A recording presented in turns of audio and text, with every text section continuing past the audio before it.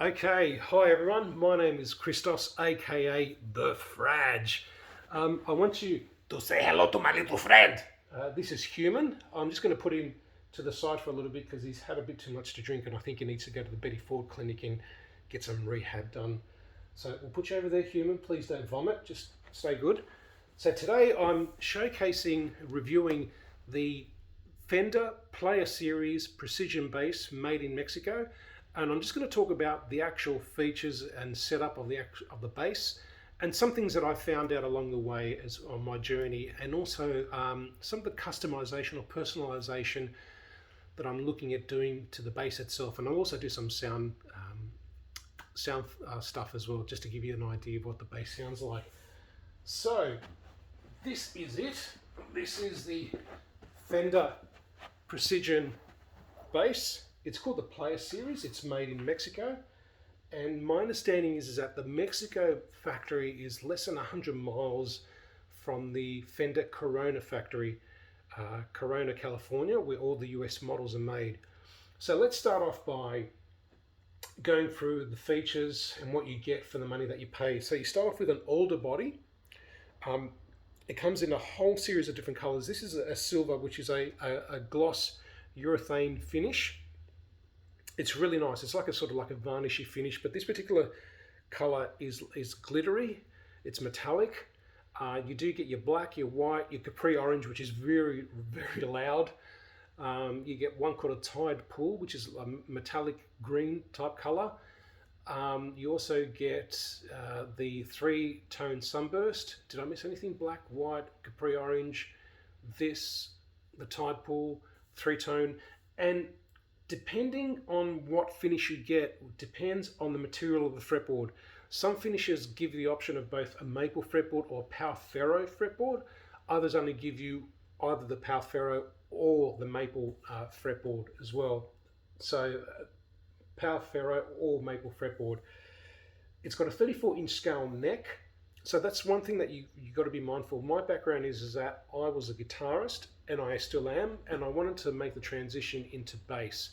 So I urge you, guys like me and girls like me, that are looking to make the transition or add a bass guitar to your arsenal of playing musical instruments, do your research. Go out there, look at the internet, read reviews, and understand the different dynamics of a bass, because basses do come in different scale lengths of neck. They come in short, medium, and long. This is a long scale, so it's 34 inches. So you don't want to buy a bass that's not the right scale length for you, or you inadvertently buy a long scale neck bass guitar, but you buy short scale strings, which can be a real burden. You've got a modern C shaped neck, so it's nice and thin. Satin finish on the back, so it's nice and smooth, really plays well. You've got 20 medium jumbo frets. As I mentioned before, this is a power ferro fretboard. Some years ago, American government was imposing a lot of quota restrictions on musical instrument manufacturers. There was a lot of court cases between the US government and Gibson about importing reduced numbers of wood species. So in order to circumvent further regulatory breaches, the guitar manufacturers have looked to other species of wood to compensate for these regulations. So here we've got power ferro. Does it feel like a rosewood fretboard? I didn't identify any differences in all my years of playing, and I've been playing Les Pauls now for over 20 years, and my fretboard of choice is either rosewood or, where I can, ebony. What I did notice about the power ferro fretboard is that it's less porous than a rosewood, and it's a smoother finish as well. The actual headstock, it's got like a gloss urethane finish on the front face only. You've got your standard vintage open back tuners, and you'll see the threads there are further apart than, let's say, your upmarket ones like your Shalas or your Hip Shot and so forth. That they have a much higher ratio tuning, let's say 27-1, which basically means 27-1, you have to turn this 27 revolutions before you turn this part of the machine head once. And that allows you to get a really pinpoint fine tuning. Whilst these ones, I think they're about 16, 17, something like that. What I should mention is that you've got a master volume, master tone, you've got your knurled top, knobs, volume and tone knobs, and there's a little screw that allows you to remove them. Just uses a single screwdriver head. You can remove them, you can customize them. It's very easy. You've got your vintage bridge with the bridge saddles, and the strings, as you can see, comes through the back of the bridge, so it's not a through neck. You've got 2 split coil pickups, Alnico 5 magnets, and Alnico stands for aluminium, nickel and cobalt, and that is the magnet that is used inside the pickup. The radius of the neck is 9.5 inches, and what that basically means is that if you started at a midpoint and linear move upwards 9.5 inches and then create a circle, the curvature of that circle equates to the curvature of this fretboard. And what that means is that the higher the radius, let's say 12 inches, 16, 20 inches, it means it's easier to bend a note and it's easier to sustain a note, as opposed to the vintage necks, which were, let's say, 7.25 or 7.75, which sometimes presented a challenge in terms of sustaining and ringing out the note. So other than that, and you've got your synthetic bone nut, you've got your 3-ply pick guard, you've got your white pearloid style markers, 20 frets as I mentioned before. Now in terms of the fit and finish, overall I'm happy with the bass guitar. I did notice that when I bought it initially, there was a dipping of the neck, a fair sizable dipping of the neck. Now that could be owing to a lot of things. Obviously the guitars come from Mexico all the way to Australia, so it's exposed to different climates, atmospheres and so forth, and it really makes, that can have an impact on the shape of the neck.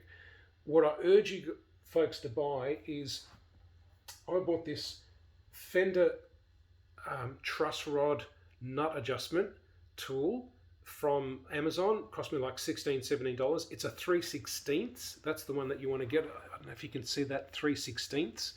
And the beauty about this is you'll see that the tip of the hexagon shape is also partly rounded.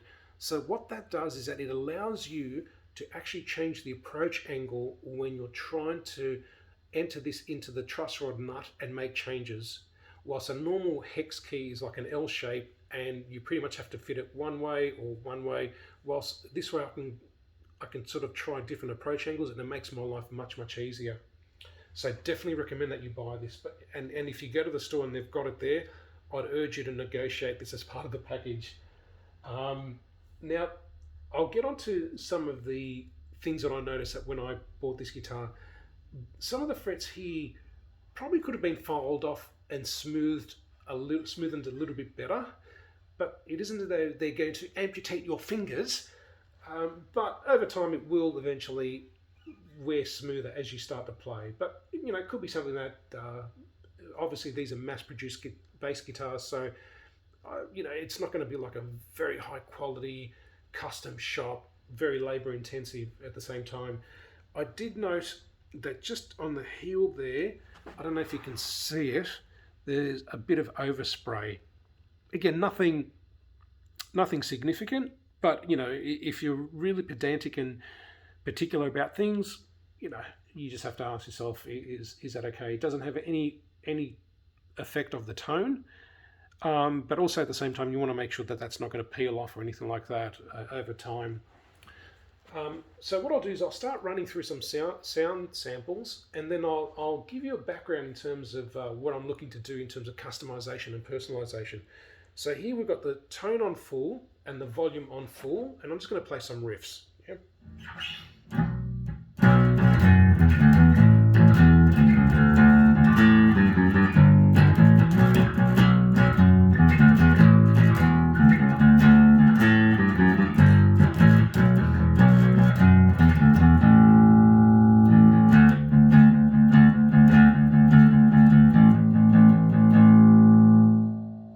So what I'll do is I'll play volume at full, and the tone I'll turn all the way down. Now I did find that with the tone, you literally have to turn it all the way down before you notice a change in the tone itself. So I'll play full volume but no tone.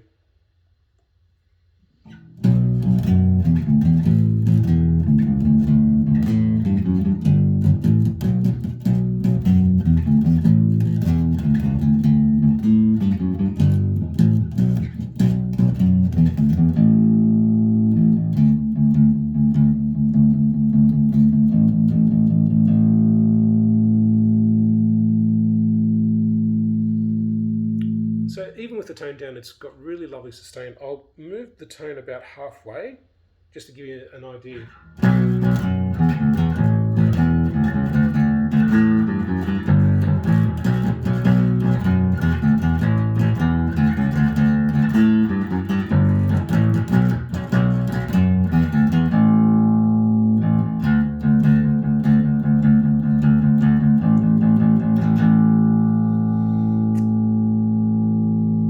So I'll turn the volume down just a little bit, and I do find that the volume is more sensitive, which is great. So you can roll back the volume on this particular bass, and it just gives you more tonal options, and it expands your tonal palette.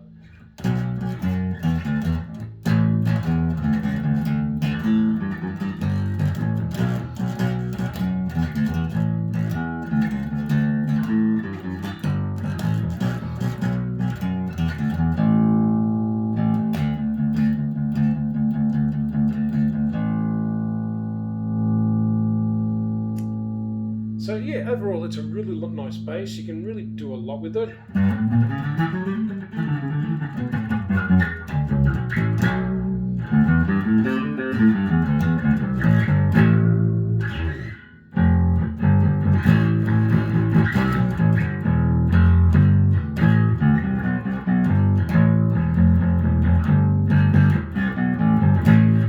So yeah, it's great, and I like the fact that with a precision bass as opposed to a jazz bass, it's about 4 millimeters wider here at the where the nut is. So it just gives you a bit more real estate in terms of the fretboard.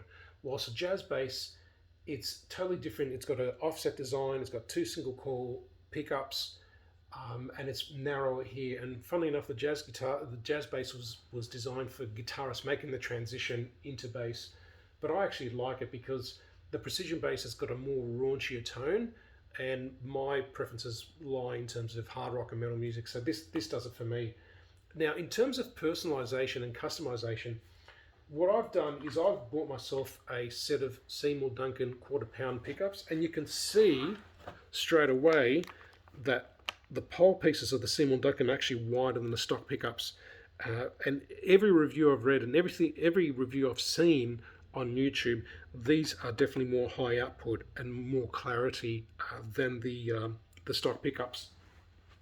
What I've also done is I've bought myself a Hipshot kick-ass bridge, and if you look at it, just the 2 bridges, you can see automatically straight away that the Hipshot is just a big piece of chunky metal that just adds a lot of tonal mass onto your bass guitar. And it's got brass saddles here, which the string rests on. And I've heard that, you know, even on reviews and also YouTube videos, it really makes a difference to the tonal, to your tone on your bass guitar. And finally, what I've done is there's a company in New Zealand called Obsidian Wire. Brilliant. I haven't tried it yet. I'm going to try it soon. But as you can see, this is the internal componentry that, I'll just take it out of the box.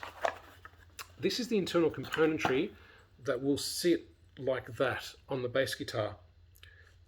So you've got your tone, you've got your volume, you've got your input jack, and there's this little device here that you've got these little spring-loaded clamps, and you just press it down and you put the wires of the pickups and also the grounding of the pickups and the grounding of the bridge into there without any need for soldering. It's fantastic.